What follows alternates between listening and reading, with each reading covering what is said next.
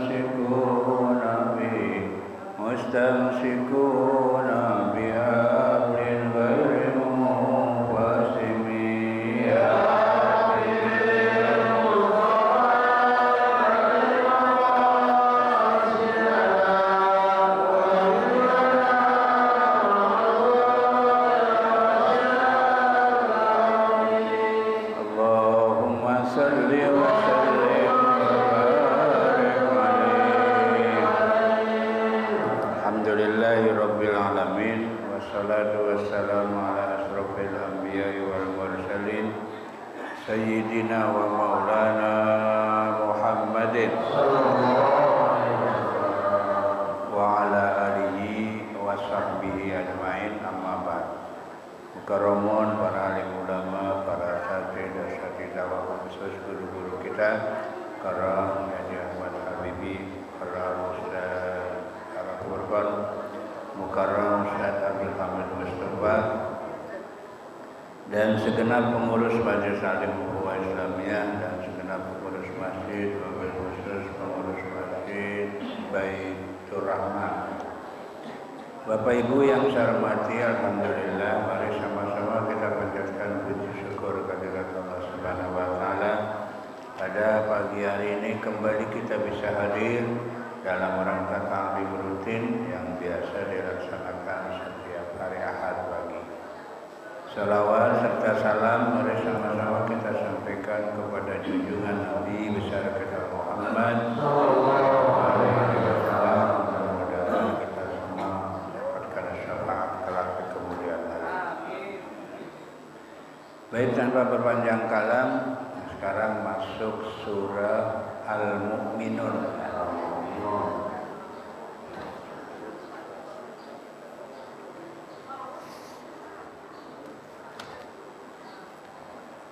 Bismillahirrahmanirrahim. Suratul Mu'minun Makkiyatun, ya. Surah Mu'minun ini tergolong surat Makkiyah, ya. Karena kan ada dua, ada Makkiyah, ada Madaniyah. Makkiyah ini surat yang turun ketika Nabi masih berada di Mekah, ya, sebelum Nabi hijrah. Kalau Madaniyah adalah setelah Nabi hijrah, walaupun turunnya di Mekah. Tapi kalau Nabi sudah hijrah ke Madinah, tergolong masuk surat Madaniyah, ya. Tapi kalau yang namanya Makkiyah memang Nabi belum hijrah ke Madinah. Seperti surat Al-Maidah ayat 3. Surat terakhir yang turun kepada ayat yang terakhir, ya, pada Nabi, yaitu al-yauma akmaltu lakum dinakum wa atmamtu alaikum nikmati wa raditu lakumul islama. Itu Nabi lagi di Mekah, di padang Arafah, ya, sedang melaksanakan ibadah haji. Maka saat itu hajinya disebut haji wada, ya. Nabi pamitan, ya, karena tahun depan Nabi udah nggak ada, udah meninggal, ya. Jadi turun tanggal 9 bulan Dzulhijjah tahun 10 Hijriah. ya 12 Rabiul Awal tahun 11 Hijriah Nabi wafat. Jadi makanya saat itu disebut namanya haji wada. Ya. Al-Maidah ini kan tergolong Madaniyah kan, padahal turun ada ayat yang turun di Mekah. Ya. Ini tergolong Makiyah. Wahia mi'atun wasamani autis asharota ayatan. Surat Makiyah ini atau Mukminun ini terdiri dari 118 atau 19. Ya. Jadi ada yang mengatakan 118, ada juga yang mengatakan 119 ayat. Ya. Jadi ayatnya ada 118, ada yang mengatakan 119. Ya. Hanya kalau itu ayat ada yang nggak sama, Pak. Ya. Ada yang bilang ada 6.600, yang populer 6.666 kan? Iya. Saya pernah ngecek ya, ada 6.373. Kurangnya banyak tuh, 300. Sebab ada yang mengatakan yang 6.666 itu adalah isi kandungan Al-Quran itu ada 6.666 masalah. Ya. Nah, kita lanjut. Bismillahirrahmanirrahim. Qad aflahal mu'minuna alladzina hum fi sholatihim khashi'un walladzina hum anil lagwi mu'ridun walladzina hum lizzakati fa'ilun walladzina hum li furujihim hafizun illa ala azwajihim aw ma malakat aymanuhum wa innahum ghairu malumin faman ibtaga wara'a dzalika wa ulaika humul adun. Qad litahqiq. Kalimat qad ini dalam ilmu nahwu disebut litahqiq, artinya untuk menyatakan kesungguhan atau benar-benar gitu ya. Maka sungguh gitu ya. Jadi qad aflaha, sungguh berbahagialah. Ai faza, beruntunglah. Ya, jadi orang akan bahagia atau siapa dia? Al-mu'minun, orang-orang yang beriman ya. Nah, pertanyaannya apakah semua orang yang beriman akan beruntung? Di sini ayatnya belum selesai, Pak. Belum selesai. Orang-orang yang beriman yang dapat keberuntungan ya atau mendapatkan kebahagiaan itu adalah alladzina hum fi sholatihim orang-orang yang mereka di dalam sholatnya khusyuk. Tuh syaratnya tuh ay mutawadi'un, yaitu tawadhu, merendah. Nah, kita sholatnya lupa melulu, ya kan? Iya. Jadi makanya ayatnya jangan diputus, Pak. Ya, ada lanjutannya tuh. Jadi orang beriman yang berbahagia, yang beruntung itu yang gimana? Satu, orang yang sholatnya khusyuk, ya. Kita melupa melulu. Udah 2 rakaat, 2 apa 3 ya? Itu berarti nggak khusyuk. Sebab yang namanya khusyuk itu konsentrasinya penuh, ya. Jadi nggak lupa dia, ya. Jadi konsentrasi penuh itu namanya khusyuk, ya. Bacaannya, ya. Saya kadang-kadang lupa. Tadi baca Fatihah enggak ya? Ya kan ya? Nah, ini repot tuh. Ya rakaat pertama baca Fatihah enggak ya? Lupa. Ya.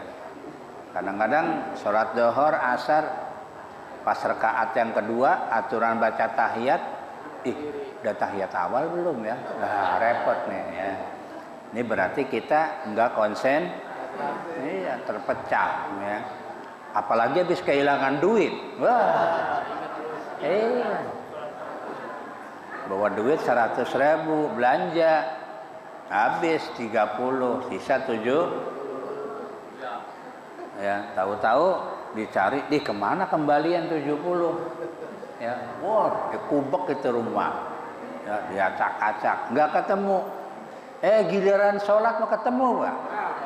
Ketemu. Ya, itu duit ada di jok motor itu. Maksudnya apa? Ya supaya buru-buru. Kalau buru-buru kan lupa.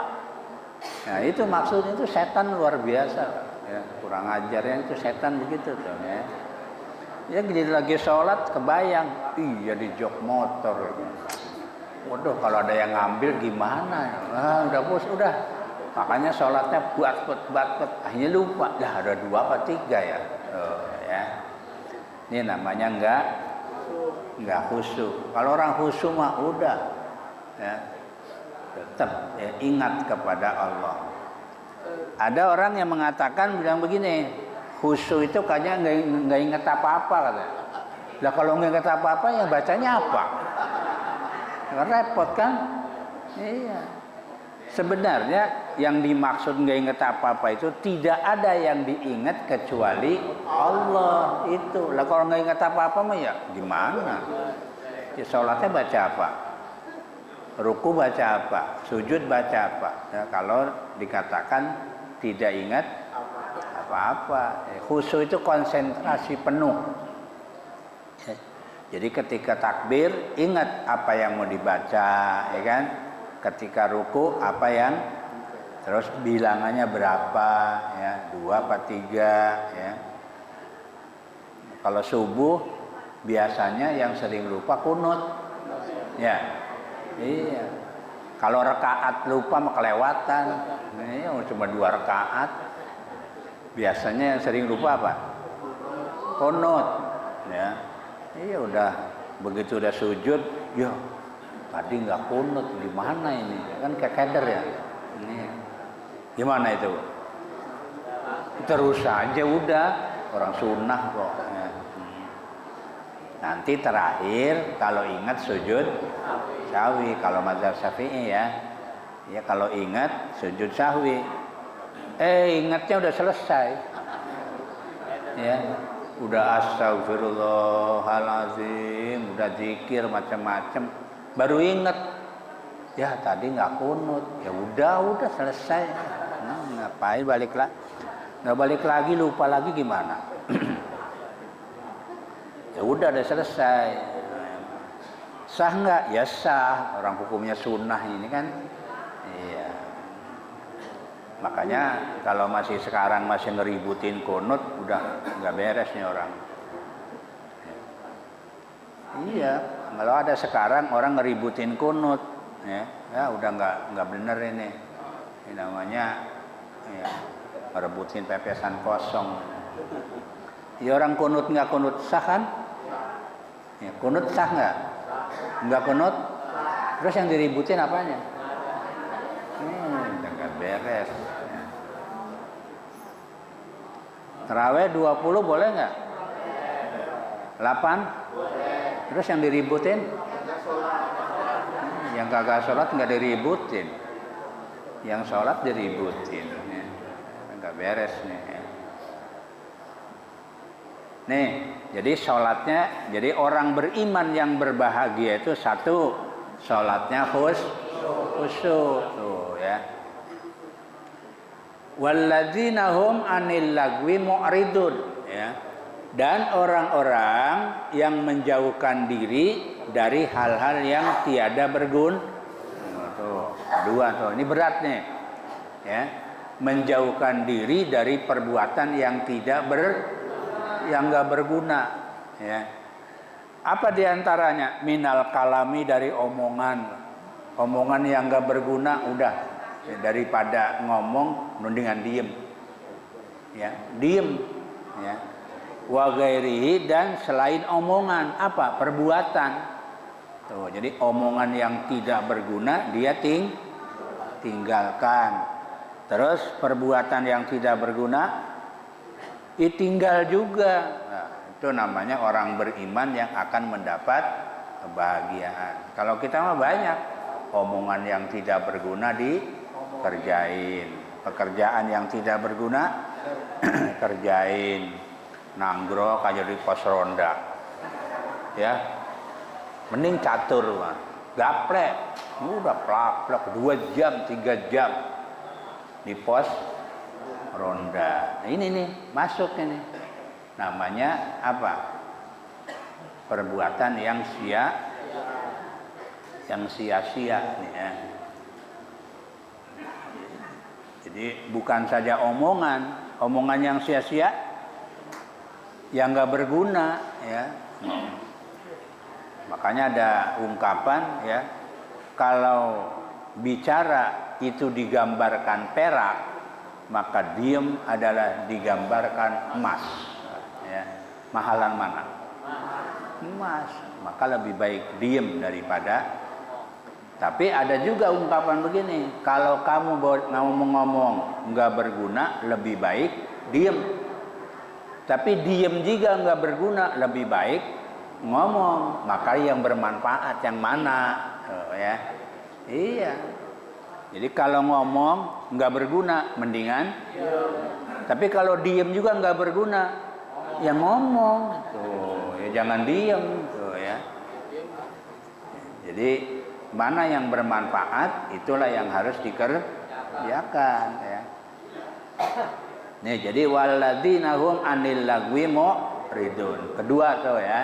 Jadi sholatnya khusyuk. Kedua, meninggalkan ya perbuatan atau ucapan yang tidak bermanfaat ya.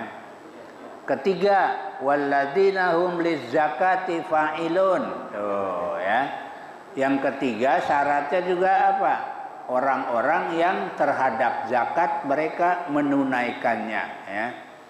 Atau di sini muadduna, membayar ya. Jadi yang ketiga bayar zakat tuh ya. Jadi nggak gampang nih Pak ya.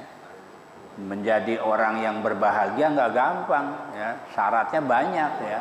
1, sholatnya khusyuk. 2, perbuatan yang tidak berguna ditinggal. 3, ngeluarin zakat ya. Apalagi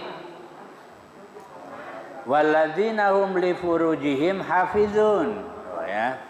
Dan orang-orang yang menjaga kehormatannya anil harami, dari perbuatan haram, illa ala azwajihim, kecuali terhadap istri-istri mereka, ay min zaujatihim, atau terhadap istri-istri mereka, au ma malakat aimanuhum, atau orang yang dimiliki ya sumpah mereka, ay sarori, yaitu apa? Termasuk budak ya, budak perempuan ya. Karena zaman dulu Bapak Ibu sekalian, orang yang kalah perang kan nanti ditawan tuh. Terus ada perempuan, maka perempuannya dijadikan budak. Tuh ya, jadi budak ini asalnya dari rampasan rampasan perang. Tuh, jadi dimiliki. Tuh. Nanti dibagi-bagi, Pak, sama bala tentaranya kalau banyak ya. Iya. Itu nanti jadi apa namanya? Jadi tawanan perang ya. Kalau sekarang maka enggak ya, karena perbudakan sudah enggak ada. Karena perempuan, anak kecil dalam urusan perang yang enggak boleh enggak boleh disakiti, harus dilindungi, perempuan sama anak-anak ya. Kalau sekarang nih Israel kurang ajar, perempuan dihajar aja lagi ya. Perempuan, korbannya kan anak-anak padahal secara hukum nggak boleh, harus dilindungi dia ya. Jadi yang diperangi itu siapa? Ya tentaranya ya. Masyarakat sipil nggak boleh diperangi ya. Sekarang yang terjadi apa? Habis ya. Iya, perempuan ya, anak-anak ya. Dia ngejar siapa? Ngejar Hamas kan ya. Iya. Saking keselnya nggak kena, udah hantam semua. Itu udah nggak benar itu. Nanti ada terjadi itu ya. Nantinya ya termasuk kejahatan perang ya. Ini masuk nanti ya. Karena dia sudah menyakiti orang-orang yang ya termasuk ya perempuan yang sudah tidak berdaya ya, termasuk anak-anak ya. Nih, jadi apa? Orang yang beriman yang beruntung adalah orang yang bisa menjaga diri ya, menjaga kehormatannya ya dari perbuatan haram, kecuali kepada istrinya atau kepada budak ya. Fa innahum ghairu malumin, maka sesungguhnya mereka ya tidak tercela gitu ya. Fi ityanihinna, di dalam mendatangi budak-budak tadi. Tuh, jadi dalam hukum boleh budak itu ya digauli sama siapa? Sama majikannya, tuannya ya. Jadi dijual apa? Budak ini zaman dulu dijual belikan ya. Pasar ya, kayak kambing aja suruh milih gitu ya. Ya makanya dulu Nabi Yusuf masih kecil kan dijual di Mesir, ada yang beli, akhirnya jadi apa? Jadi pelayan ya, itu budak ya. Makanya Bapak Ibu sekalian, orang-orang di negeri apa ya di Arab ini masih menganggap pekerja-pekerja yang digaji ini menganggapnya itu adalah budak, masih begitu ya. Padahal yang namanya TKW sama budak beda. Kalau TKW kan ya digaji, ya kan? Nah, itu juga ada berapa tahun, ada jatah apa waktunya. Tapi kenyataannya ya nggak begitu. Banyak kasus-kasus, ya, yang mencuat kan banyak kasus. Ada pembantu terjun dari lantai 5, ya kan? Karena udah nggak kuat sama majikannya, karena majikannya nganggap itu budak dia. Tuh, banyak ini kasusnya Pak, ya, yang mencuat ya. Itu kan yang mencuat paling 1-2 ya. Itu ya enggak, ini mah banyak Pak ya. Karena orang Arab ini masih menganggap pegawai-pegawai ini dianggapnya apa? Budak ya, padahal lain, beda ya. Budak sama TKW atau TKI ya beda lah ya. Karena bekas dulunya ya, ada namanya perbudakan ya. Jadi memang kalau budak udah dibeli ya udah tanggung jawab majikan ya. Bahkan kalau kabur dosa tuh budak ya. Kabur dari majikan hukumnya dosa ya. Iya. Famanibtago, maka barang siapa yang mengharapkan waro azalika selain itu ya, selain yang demikian tadi, faulaika humul adun, maka mereka itu termasuk orang-orang yang melampaui batas. Tuh ya, jadi kalau di luar apa yang ditentukan oleh Allah, berarti orang itu sudah melampaui batas. Apa minaz zaujati, dari istri, wasarori, dan budak-budak. Artinya ya, dia tidak memenuhi apa syarat-syarat yang sudah ditentukan oleh Allah. Contohnya apa? Kal istimna'i biyadihi fi ityanihinna. Seperti ada orang yang bersenang-senang dengan tangannya di dalam mendatangkan mereka. Apa artinya? Ini ada disebut namanya kalau perempuan masturbasi. Ya. Dia mengeluarkan sperma dengan tangannya sendiri. Kalau laki-laki apa namanya? Ada tuh laki-laki. Ya onani. Ya, itu namanya melampaui batas kan? Iya, jadi kalau laki-laki namanya onani, kalau perempuan namanya masturbasi. Iya. Ada, perempuan juga sama, ada kayak laki-laki ya. Pakai menggunakan tangan. Nah, ini berarti di luar ketentuan yang ditentukan oleh Allah. Maka orang itu termasuk adun, tuh, melampaui Tuh, ay ma'al mutajawizuna ila ma la yahillu lahum, yaitu melampaui batas terhadap apa yang tidak dihalalkan, ya, yang tidak dihalalkan kepada mereka itu kan hukumnya ya haram ya. Jadi kalau laki-laki ya apa namanya onani hukumnya haram, perempuan juga sama ya. Bagaimana caranya? Wallahu alam lah. Iya, ya laki perempuan ya namanya onani ya. Ini berarti orang yang sudah melampaui batas ta'adun ya. Jadi yang dianjurkan oleh Allah adalah terhadap istri atau kepada budak boleh tuh ya. Karena secara hukum boleh budak digauli oleh majikannya. Iya. Makanya di dalam hadis ada di antara ciri-ciri kiamat adalah budak melahirkan tuan. Ya ini modelnya ya. Jadi orang punya budak perempuan digauli, kemudian punya apa? Punya anak, maka anaknya jadi tuannya itu, ya. Tuan dari ibunya, ya. Iya. Ada juga yang menafsirkan hadis itu adalah budak melahirkan majikan apa? Diartikan anak sekarang banyak yang membuat orang tuanya jadi pembantu. Banyak wah, bukan sedikit. Sekarang kan modelnya banyak. Karena sibuk dua-duanya, suaminya kerja, istrinya, anaknya karo neneknya. Neneknya yang ngasuh. Ya kan? Giliran sakit dimarahin emaknya. Mambang nggak becus ngurus anak lah. Kamu dulu gede sama siapa? Ya kan? Ada kan gini? Banyak pak. Iya, mah bapaknya kerja, anaknya taruh di neneknya. Giliran sakit, emaknya dimarah-marahin. Emak nggak becus ngurus anak lah. Lo gede sama siapa? Iya kan?